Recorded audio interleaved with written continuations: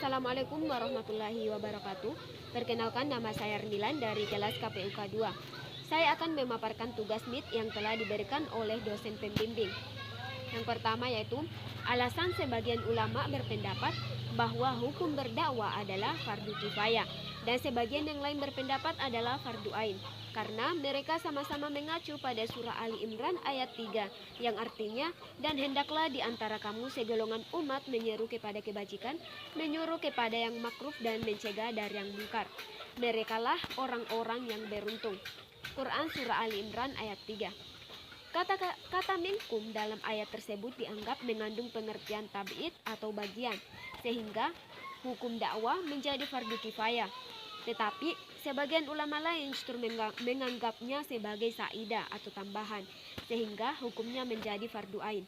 Secara lahiriah, kedua makna ini saling bertentangan, namun pada hakikatnya kedua justru saling melengkapi, di mana makna al-bayan tidak menolak adanya spesialisasi sebagian para kaum muslimin untuk berdakwah.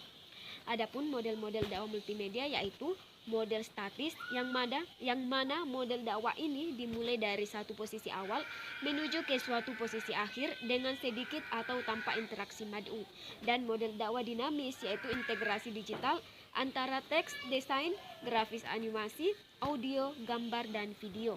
Disediakan kontrol terhadap konten dan interaksi bagi mad'u.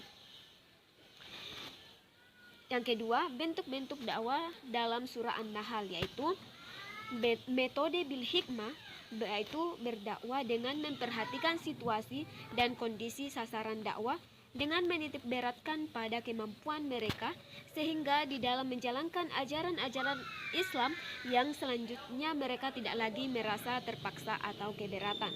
Contohnya, memberi peringatan kepada orang yang melakukan perilaku tercela dengan perkataan yang tegas.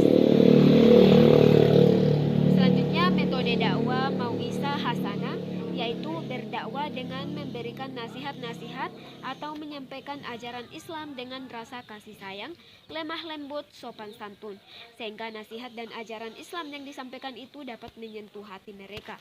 Contohnya, menasihati orang yang melakukan kesalahan dan memotivasinya agar tidak melakukan kesalahan di kemudian hari.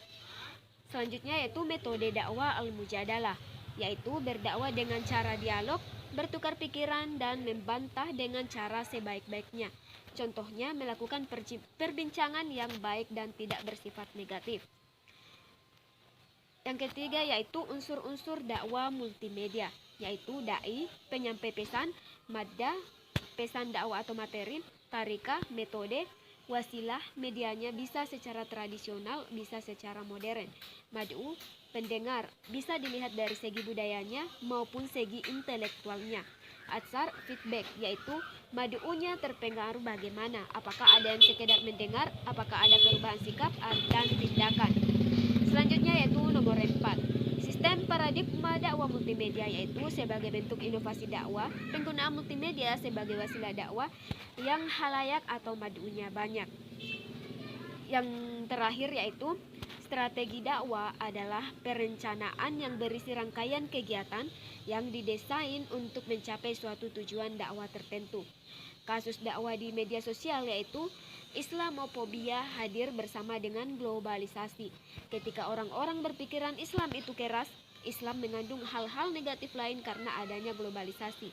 Maka disitulah peran dan peluang kita sebagai seorang muslim untuk mengoreksinya.